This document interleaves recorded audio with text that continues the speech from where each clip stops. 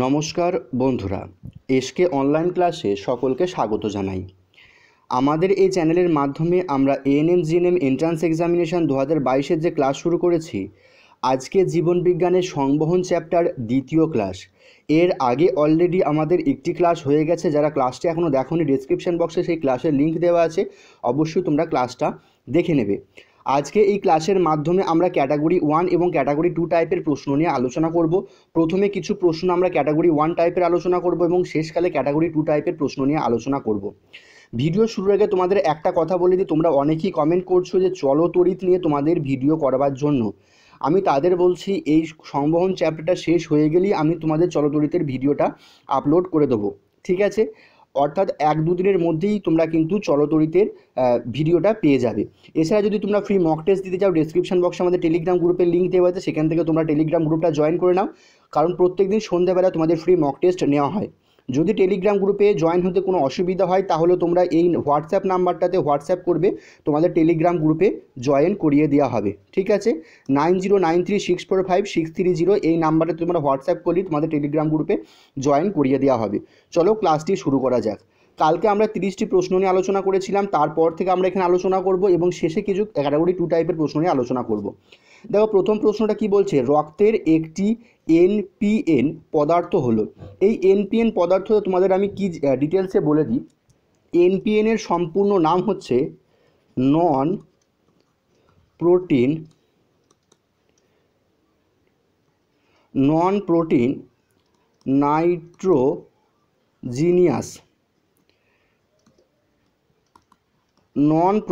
নাইট্রোজিনিয়াস অর্থাৎ যদি আমরা এটা বাংলায় ট্রান্সলেট করি তাহলে হচ্ছে অপ্রোটিন নাইট্রোজেন যুক্ত পদার্থ, ঠিক আছে? তাহলে এনপিএনটা কি হলো? অপ্রোটিন নাইট্রোজেন যুক্ত পদার্থ। এটা কোথায় থাকে? এটা আমাদের রক্ত রসে পাওয়া যায়, ঠিক আছে? এবার তোমাদের কিছু জিনিস জানতে হবে। রক্তরসে যেটা পাওয়া যায় এবং এই আমাদের শরীরে এনপিএন পদার্থ কতগুলো রয়েছে? টোটাল 4টে এনপিএন পদার্থ কিন্তু রক্তেতে পাওয়া যায়। দেখো সেগুলো আমি তোমাদের ডিটেলসে বলে দিলেই তোমাদের কিন্তু এই প্রশ্নটার আনসার হয়ে যাবে। প্রথম হচ্ছে অ্যামোনিয়া, ঠিক আছে? 2 নম্বরে কি পাওয়া যায়? 2 নম্বরে যে ইউরিয়া, ঠিক আছে? 3 নম্বরে কি? 3 নম্বর হচ্ছে ইউরিক অ্যাসিড। আর 4 নম্বর কি? 4 নম্বর হচ্ছে ক্রিয়েটিনিন, ঠিক আছে? ক্রিয়েটিনিন। তাহলে দেখো আমাদের শরীরে অর্থাৎ রক্তে যে 4 ধরনের এনপিএন পদার্থ পাওয়া যায় সেটা কি? অ্যামোনিয়া, ইউরিয়া, ইউরিক অ্যাসিড এবং ক্রিয়েটিনিন, ঠিক আছে? এবার তোমাদের অনেক সময় কি জানতে চাই, এই যে পদার্থগুলো রয়েছে অর্থাৎ এনপিএন পদার্থগুলোর যে পরিমাণটাও কিন্তু তোমাদের জানতে চাই, সেটা তোমাদের সংক্ষেপে দেখে নাও। দেখো প্রথমে কি বললাম, অ্যামোনিয়া পাওয়া যায় হচ্ছে 40 থেকে 80 মাইক্রোগ্রাম পার ডেসিলিটার, ঠিক আছে? 40 থেকে 80 মাইক্রোগ্রাম পার ডেসিলিটার। 2 নম্বরে কি বলেছিলাম? ইউরিয়া, ঠিক আছে? ইউরিয়া কত পাওয়া যায়? 8 to 20 অর্থাৎ 8 থেকে 20 মিলিগ্রাম পার ডেসিলিটার, ঠিক আছে? 3 নম্বরে কি বলেছিলাম? ইউরিক অ্যাসিড কত পরিমাণে পাওয়া যায়? 2.5 থেকে 8 মিলিগ্রাম পার ডেসিলিটার। আর 4 নম্বরে কি বললাম? ক্রিয়েটিনিন, ঠিক আছে? ক্রিয়েটিনিন কত পরিমাণে পাওয়া যায়?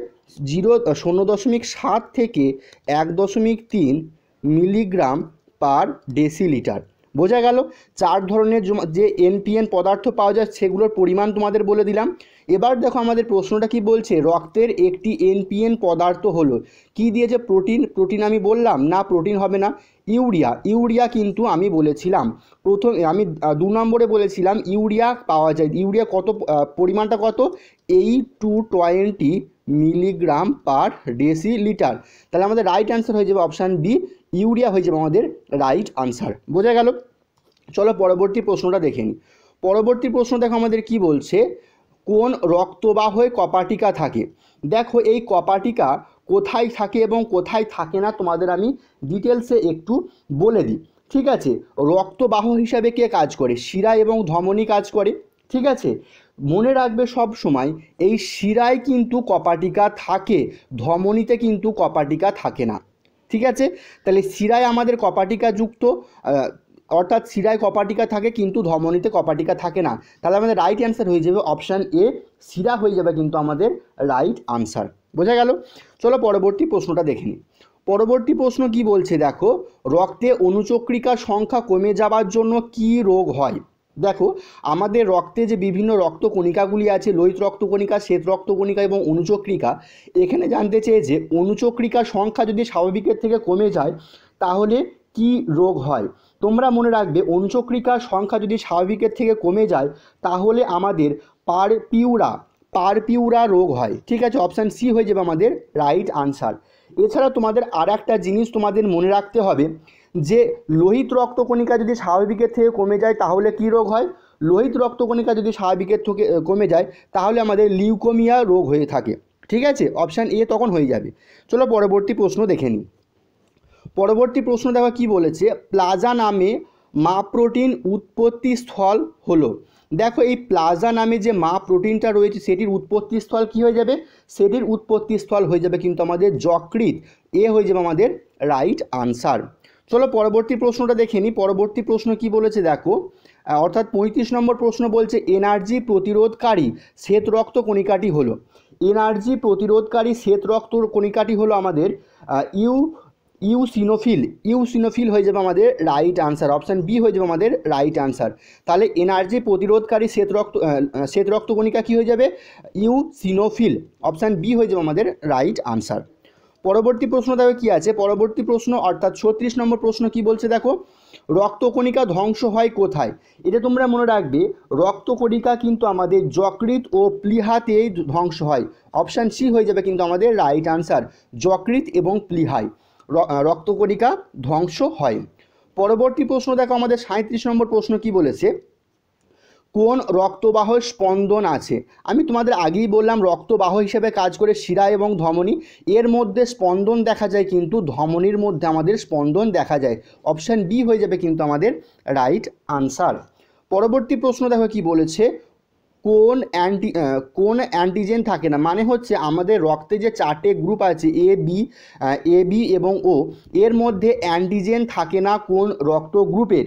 তোমরা মনে রাখবে যে অ্যান্টিজেন থাকে না হচ্ছে ও বিভাগের রক্তেতে, ও বিভাগের রক্তে কিন্তু কোনো রকম কোনো অ্যান্টিজেন থাকে না। পরবর্তী প্রশ্ন দেখো কি আছে, 39 নম্বর প্রশ্ন দেখা আছে, মানবদেহে কোন কোষে পরিণত অবস্থায় নিউক্লিয়াস থাকে না। এটা কিন্তু ভেরি ইম্পর্টেন্ট প্রশ্ন, তোমাদের অনেক পরীক্ষায় মানে এই প্রশ্নটা করা হয়েছে।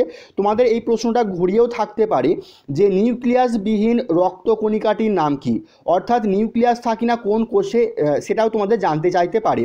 ঠিক আছে, এই প্রশ্নটা ঘুরিয়ে দিতে পারে কিন্তু উত্তর তোমাদের একটাই হবে।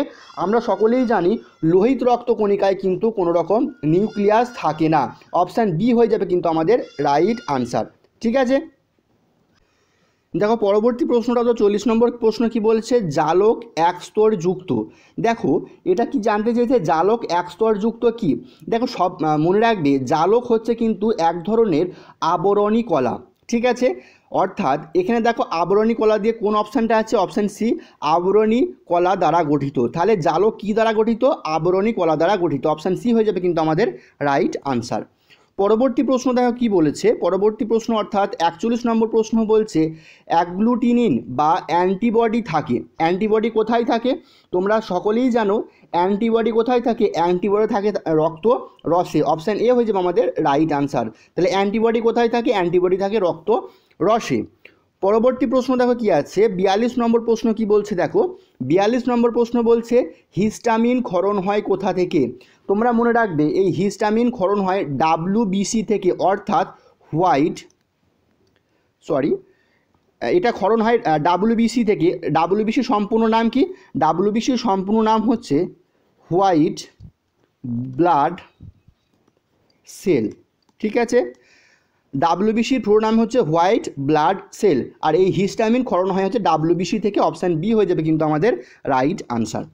পরবর্তী প্রশ্ন দেখো কি বলেছে, 43 নম্বর প্রশ্ন কি বলছে, জলরন্ধ্র মারফত জল নির্গমনের প্রক্রিয়াকে কি বলে? যখন মনে রাখবে জলরন্ধ্র দ্বারা জল নির্গমন হবে শরীরের বাইরে, সেক্ষেত্রে আমরা বলবো নিঃস্রাবণ, ঠিক আছে। কিন্তু বাষ্পমোচন হচ্ছে কোথা দিয়ে সম্পন্ন হয়? বাষ্পমোচন হচ্ছে পত্ররন্ধ্র দিয়ে, ঠিক আছে, পত্ররন্ধ্র অথবা কি কিউটিকল, আমি তোমাদের আগের দিন বলেছিলাম কিউটিকল, ঠিক আছে। তাহলে বাষ্পমোচন হয় পত্ররন্ধ্র কিউটিকল দিয়ে, আর জলরন্ধ্র দিয়ে মারফত যে জলটা নির্গমন হয় তাকে বলবো নিঃস্রাবণ, অপশান বি হয়ে যাবে কিন্তু আমাদের রাইট আনসার, ঠিক আছে। চলো পরবর্তী প্রশ্ন দেখে নিই। পরবর্তী প্রশ্ন বলছে দেখো, অর্থাৎ 44 নম্বর প্রশ্ন এবং আজকে ক্যাটাগরি 1-এর শেষ প্রশ্ন কি বলছে দেখো, বায়ুর চাপ কমলে বাষ্পমোচনের হার কি হয়? দেখো এটা মনে রাখবে, বায়ুর চাপ কমলে বাষ্পমোচনের হার কিন্তু কমে যায়, ঠিক আছে। এই ছিল আজকে আমাদের ক্যাটাগরি 1 টাইপের প্রশ্ন। এবার চলো কিছু ক্যাটাগরি 2 টাইপের প্রশ্ন দেখে নিই এবং তোমাদের কী ধরনের ক্যাটাগরি 2 টাইপের প্রশ্ন আসবে সংবহন থেকে সেগুলো ডিটেলসে একটু আলোচনা করে নিই। দেখো ক্যাটাগরি 2 টাইপের আমাদের প্রথম প্রশ্নটা বলছে, নিচের কোন তথ্যগুলো সঠিক? যারা এর আগে আমাদের ক্যাটাগরি 2 টাইপের প্রশ্নগুলো নিয়ে ভিডিওগুলো দেখেছো তাদের কাছে এই প্রশ্নগুলো খুবই সহজ হয়ে যাবে এবং কিভাবে উত্তর করতে হবে সেটাও তোমাদের আমি কিন্তু প্রত্যেকটা প্রশ্নের সময়, প্রত্যেকটা ক্যাটাগরি 2 টাইপের প্রশ্ন আলোচনা করার সময় কিন্তু আমি ডিটেলসে তোমাদের বলে দিয়েছিলাম, সুতরাং তোমাদের আর অসুবিধা হওয়ার কিন্তু কথা নয়। দেখো আমি তোমাদের বলে দিয়েছিলাম, আমি আরেকবার বলে দিচ্ছি, ক্যাটাগরি 2 টাইপের প্রশ্নগুলো অ্যান্সার করতে গেলে সব সময় কিন্তু 4টে অপশান ভালো করে পড়বে, না হলেই কিন্তু তোমাদের ভুল হয়ে যাবে। দেখো এখানে কি বলছে, নিচের কোন তথ্যগুলো সঠিক? বলছে জাইলেম উদ্ভিদের এক ধরনের সংবহন কলা। আমি তোমাদের ডিটেলসে একটু বলে দিই। দেখো সংবহন কলা উদ্ভিদের 2 ধরনের প্রধানত হয়ে থাকে, একটা হচ্ছে জাইলেম আর একটা হচ্ছে ফ্লোয়েম, ঠিক আছে। জাইলেম কি করে? জাইলেম হচ্ছে মূলরম দ্বারা জল শোষণ করে পাতায় পৌঁছায়। তাহলে জল শোষণের কাজটা কে করে? জাইলেম করে। এবং এই জাইলেম হচ্ছে এক ধরনের জটিল কলা, এটা কিন্তু মনে রাখবে, ঠিক আছে। জাইলেম হচ্ছে এক ধরনের জটিল কলা। ফ্লোয়েম কি করে? উদ্ভিদ তো পাতাতে খাদ্য তৈরি করে, ফ্লোয়েম হচ্ছে সেই খাদ্যটাকে বিভিন্ন জায়গায় সরবরাহ করে। তাহলে খাদ্যে তৈরির জন্য যে জলটা প্রয়োজন সেটা হচ্ছে জাইলেম দ্বারা শোষিত হয় এবং খাদ্য উৎপন্ন হওয়ার পর ফ্লোয়েম দ্বারা সেই খাদ্যগুলো শরীরের বিভিন্ন অংশে অর্থাৎ উদ্ভিদের বিভিন্ন অংশে পৌঁছায়। বোঝা গেল? এবার চলো আমরা এই অপশানগুলো দেখে নিই কী আছে। অপশানগুলো কি বলছে, জাইলেম উদ্ভিদের এক ধরনের সংবহন কলা, একদম ঠিক। এটি একটি জটিল কলা, একদম ঠিক। এই কলার মাধ্যমে উদ্ভিদ মূল দিয়ে শোষিত জল পাতায় সরবরাহ করে, একদম ঠিক। তাহলে 3টে অপশানই কিন্তু আমাদের ঠিক হয়ে গেল। তাহলে আমাদের রাইট অ্যান্সার হয়ে যাবে অপশান ডি, ওপরের সবকটি সঠিক। বোঝা গেল? চলো পরবর্তী প্রশ্নটা দেখে নিই, পরবর্তী প্রশ্নটা কি আছে। পরবর্তী প্রশ্ন বলছে দেখো, সংবহন সম্বন্ধে নিচের কোন তথ্যটি সঠিক?